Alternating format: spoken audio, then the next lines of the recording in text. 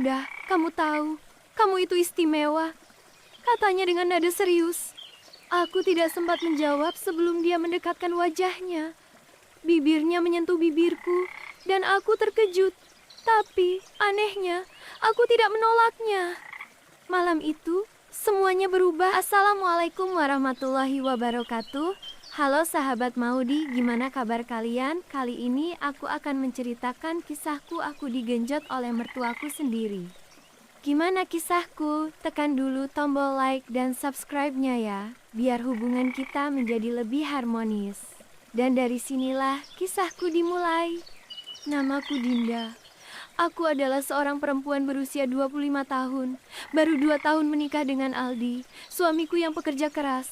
Hidup kami terbilang sederhana, tapi bahagia. Setidaknya, itu yang aku yakini.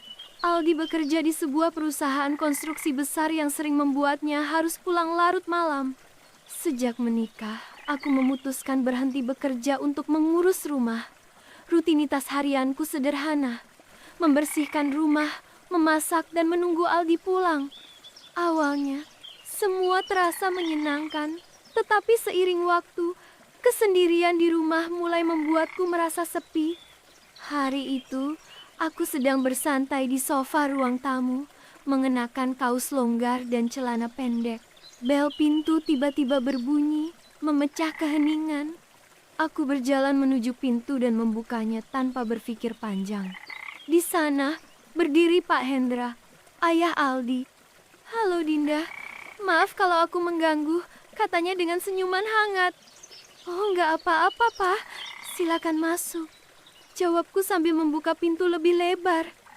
Dia melangkah masuk, dan untuk pertama kalinya sejak aku mengenalnya, aku merasa tatapannya sedikit berbeda. Matanya sempat menyapu penampilanku, membuatku merasa sedikit canggung. Kami duduk di ruang tamu, berbicara santai. Aku membuatkan teh untuk Pak Hendra sambil berusaha menutupi kegugupanku. Percakapan mengalir lancar dari pekerjaan Aldi hingga cerita masa kecilnya. Namun, aku merasa ada momen-momen kecil di mana tatapannya bertahan lebih lama dari yang seharusnya. Ketika aku menyajikan teh, jari-jari kami bersentuhan singkat dan aku merasakan jantungku berdebar lebih cepat. "Dinda, kamu kelihatan capek. Apa semuanya baik-baik saja?" tanyanya, suaranya penuh perhatian. "Ah, tidak, Pak. Saya baik-baik saja," jawabku cepat, mencoba tersenyum untuk menutupi rasa gugupku. Dia tersenyum, tapi ada sesuatu dalam senyumnya yang sulit kuartikan. Setelah makan malam sederhana, aku sedang mencuci piring di dapur ketika Pak Hendra tiba-tiba muncul di belakangku. "Kamu benar-benar rajin." "Ya, Aldi beruntung punya istri seperti kamu," katanya sambil mengambil piring dari tanganku. "Oh, tidak usah, Pak. Saya sudah biasa melakukan ini," balasku, mencoba menjaga jarak. Namun tangannya menyentuh tanganku saat mengambil piring. Aku langsung mundur, merasa ada yang aneh. "Maaf, nggak sengaja," katanya sambil tertawa kecil. Aku hanya tersenyum tipis, merasa canggung. Aku berbaring di kamar tidur, tetapi mataku sulit terpejam. Ada sesuatu dalam cara Pak Hendra memperlakukanku hari ini yang terus terbayang di benakku. Perasaan itu sulit kugambarkan antara canggung, penasaran, dan mungkin sedikit terpesona. Aku memutuskan untuk keluar dan memeriksa keadaan rumah. Ketika aku turun ke ruang tamu, aku melihat Pak Hendra masih duduk di sana. Lampu ruang tamu yang redup menciptakan suasana intim. "Belum tidur, Dinda?" tanyanya dengan suara pelan. "Belum, Pak. Saya agak susah tidur," jawabku. Dia menepuk kursi di sebelahnya. "Kalau begitu, temani aku ngobrol sebentar." Aku duduk di sebelahnya, dan obrolan kami mengalir lagi. Dari cerita biasa hingga topik yang lebih personal, aku tidak menyadari bahwa jarak di antara kami semakin dekat. Hingga akhirnya, dia menatapku dengan pandangan lembut tapi penuh makna. "Dinda, kamu tahu, kamu itu istimewa," katanya dengan nada serius. Aku tidak sempat menjawab sebelum dia mendekatkan wajahnya. Bibirnya menyentuh bibirku, dan aku terkejut. Tapi, anehnya, aku tidak menolaknya. Malam itu, semuanya berubah. Malam itu, di bawah cahaya lampu ruang tamu yang redup, semuanya berubah. Sentuhan pertama itu seperti api yang menyambar bensin. Dinda terkejut, tapi tubuhnya seolah membeku. Bibir Hendra yang hangat menyentuh bibirnya dengan lembut, tetapi intensitasnya semakin dalam. Pak Hendra, ini salah, bisik Dinda dengan napas terengah. Namun, Hendra tidak menjawab. Tangannya yang kokoh memegang wajah Dinda, seolah memberi isyarat bahwa ia ingin melindunginya dari rasa bersalah yang melintas di pikirannya. Detik berikutnya, Dinda mendapati dirinya membalas ciuman itu dan malah menjadi saksi pertama dari hubungan yang terlarang ini. Hendra merengkuh Dinda ke dalam pelukannya, membiarkan tubuh mereka menyatu dalam kehangatan yang tak terduga. Perlahan, tangan Hendra menjelajahi tubuh Dinda, menyusuri lekuk-lekuknya dengan kelembutan yang membuat tubuh Dinda bergetar. "Ah, jangan di sini," ujar Dinda dengan suara lirih, tapi tidak benar-benar mencoba menghentikan Hendra. Hendra tersenyum kecil. "Kamar kamu di mana?" tanyanya. Dinda, yang masih setengah bingung dan setengah terbawa suasana, menunjuk ke arah tangga. Tanpa berkata banyak, Hendra menggenggam tangannya dan membimbingnya menuju kamar yang biasanya menjadi tempat ia dan Aldi tidur bersama. Di kamar itu, suasana menjadi lebih intim. Hendra menutup pintu dengan hati-hati sebelum mendekati Dinda yang berdiri canggung di tepi ranjang. "Dinda, kamu cantik sekali," bisik Hendra sambil menyentuh wajahnya dengan lembut. Hati Dinda berdebar-debar, dan untuk sesaat ia merasa seperti perempuan yang diidamkan. Hendra membimbingnya untuk duduk di tepi ranjang, lalu menatapnya dengan tatapan penuh hasrat. Ia mulai melepas kemeja yang dikenakannya, memperlihatkan tubuh yang meskipun tidak muda lagi, masih memancarkan aura maskulinitas. "Pak Hendra, ini tidak benar," ujar Dinda, meskipun tubuhnya tidak menunjukkan tanda-tanda menolak. "Kamu merasa ini tidak benar atau kamu takut menikmatinya?" balas Hendra sambil mendekat. Tanpa menunggu jawaban, ia mencium Dinda lagi, kali ini lebih dalam dan penuh gairah. Perlahan Hendra membantu Dinda melepas pakaian santainya, hingga tubuhnya hanya dibalut pakaian dalam yang tipis. Malam itu, mereka menyatu di tempat tidur Dinda dan Aldi. Suara desahan lirih dan bisikan lembut mengisi kamar, menciptakan keintiman yang tak pernah Dinda rasakan sebelumnya. Setelah semua selesai, mereka berbaring di ranjang, saling memeluk dalam diam. Dinda merasa bersalah, tetapi di sisi lain, ia juga merasakan kebahagiaan aneh yang sulit dijelaskan. "Pak Hendra, ini tidak boleh terjadi lagi," bisiknya. Meskipun ia tahu kata-katanya mungkin hanya sebatas formalitas. Hendra mengusap rambutnya dengan lembut. "Aku tahu, tapi aku juga tahu kalau kita sama-sama tidak bisa menghindari ini." Dinda terdiam. Ia tahu Hendra benar. Ada sesuatu tentang pria ini yang membuatnya merasa hidup, sesuatu yang tidak pernah ia dapatkan dari Aldi. Hari itu, Dinda sedang menyiapkan makan malam.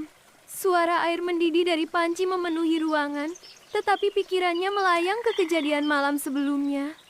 Wajahnya memerah saat mengingat sentuhan Hendra yang penuh gairah. Namun, rasa bersalah tiba-tiba menyergapnya ketika Aldi muncul dari balik pintu dapur. "Aku pulang, sayang," kata Aldi dengan suara lelah. Dinda tersenyum kecil. "Mas lapar? Aku masak favoritmu." Aldi memeluk Dinda dari belakang. "Terima kasih, kamu selalu perhatian. Aku minta maaf belakangan ini, jarang ada waktu buat kamu." Kata-kata itu menusuk hati Dinda. Ia merasa semakin hancur di dalam, tetapi tetap berusaha menampilkan wajah ceria di depan Aldi. Beberapa hari kemudian, Hendra mengajak Dinda bertemu di luar rumah. Dengan alasan pergi berbelanja, Dinda meninggalkan rumah setelah memastikan Aldi sibuk dengan pekerjaannya. Mereka bertemu di sebuah kamar hotel, tempat yang telah menjadi saksi bisu hubungan mereka. Dinda memasuki kamar dan mendapati Hendra sudah menunggunya. Ia tersenyum lebar sambil memegang segelas anggur merah. "Kamu terlihat cantik sekali hari ini, Dinda," puji Hendra. Dinda merasa pipinya memanas. "Pak Hendra, ini tidak bisa terus seperti ini," ucapnya pelan meskipun langkahnya mendekati pria itu menunjukkan sebaliknya. Hendra menarik Dinda ke pelukannya, membiarkan aroma tubuh mereka menyatu. "Dinda, aku tahu ini salah, tapi aku juga tahu kalau kita tidak bisa berhenti.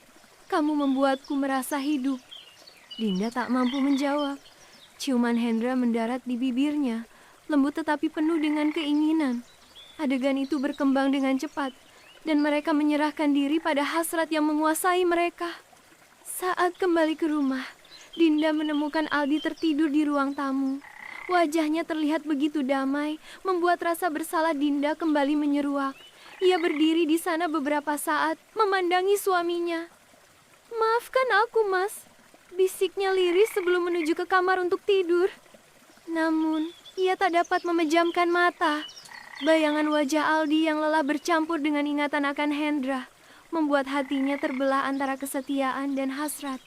Keesokan paginya, Aldi membawa teleponnya ke meja makan. Wajahnya terlihat serius, seolah sedang memikirkan sesuatu yang penting. "Sayang, kamu sering ketemu papa belakangan ini?" tanyanya tiba-tiba.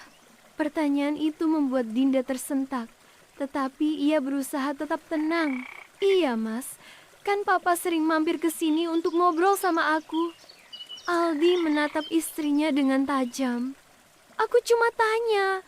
Belakangan ini, aku merasa papa lebih sering datang daripada biasanya." Dinda tertawa kecil, mencoba mengalihkan suasana. "Ah, Mas, papa cuma rindu sama cucunya nanti kalau kita punya anak." Aldi tersenyum tipis. Tetapi Dinda tahu bahwa kecurigaan kecil telah mulai muncul di hati suaminya. Malam itu, Aldi duduk di ruang tamu dengan wajah tegang. Di tangannya, sebuah ponsel dengan pesan yang baru saja ia baca. Pesan-pesan itu adalah bukti perselingkuhan Dinda dan Hendra. Aldi sudah lama curiga, tetapi kini ia memiliki bukti yang tak terbantahkan. Saat Dinda masuk ke ruang tamu, ia melihat suaminya menatapnya dengan mata penuh kemarahan. "Kamu punya penjelasan untuk ini?" tanya Aldi sambil mengangkat ponsel ke arah Dinda. Dinda membeku. Jantungnya berdegup kencang, tetapi ia mencoba menguasai diri. "Mas, aku bisa jelaskan." "Jelaskan apa?" Aldi memotong. Suaranya bergetar antara marah dan terluka. "Semua ini, pesan-pesanmu dengan papa, kamu pikir aku tidak tahu apa yang sudah kalian lakukan?" Dinda mencoba mendekat, tetapi Aldi mundur. "Aku minta maaf, Mas. Aku tidak bermaksud menyakiti kamu." "Tidak bermaksud, Dinda, kamu menghancurkan semuanya." Aldi bangkit berdiri, membanting ponselnya ke meja. Hendra duduk di kursi sambil memegang gelas berisi minuman keras. Ia tahu bahwa kebersamaannya dengan Dinda tak mungkin bertahan lama. Namun, ketika pintu kamarnya diketuk, ia tidak menyangka melihat Aldi berdiri di sana. "Apa yang kamu lakukan dengan istriku?" tanya Aldi, suaranya dingin. Hendra mencoba mempertahankan ketenangannya. "Aldi, dengarkan aku. Aku tidak bermaksud." "Simpan alasanmu." Aldi memotong. "Kamu bukan hanya menghancurkan pernikahanku, tapi juga menghancurkan keluargamu sendiri." Aldi meninggalkan kamar itu tanpa mendengar jawaban Hendra. Meninggalkan pria tua itu dalam penyesalan yang mendalam. Aldi mengemasi barang-barangnya. Dinda berdiri di ambang pintu kamar. Matanya penuh air mata. "Mas, jangan pergi. Aku minta maaf. Aku akan berubah. Aku janji." Pinta Dinda dengan suara yang bergetar. Aldi berhenti sejenak, menatap istrinya dengan tatapan yang sulit diartikan. "Dinda, ada hal-hal yang tidak bisa diperbaiki. Kamu menghancurkan kepercayaanku, dan itu tidak bisa diperbaiki dengan permintaan maaf." Dinda jatuh berlutut, menangis sejadi-jadinya. Namun, Aldi hanya menggelengkan kepala dan melangkah pergi, meninggalkan rumah yang pernah mereka bangun bersama. Dinda duduk sendirian di sebuah sofa tua di apartemen kecil yang kini ia tinggali. Tanpa Aldi dan tanpa Hendra, hidupnya terasa kosong. Ia kehilangan segalanya, suaminya, mertuanya, dan rasa hormat pada dirinya sendiri. Sebuah foto pernikahannya dengan Aldi tergeletak di meja, membuatnya kembali teringat akan kebahagiaan yang dulu ia miliki. Ia menghela napas panjang, menyesali pilihan-pilihannya yang telah membawa kehancuran. Semua ini salahku, gumamnya pelan, menyadari bahwa ia telah menghancurkan hidupnya sendiri.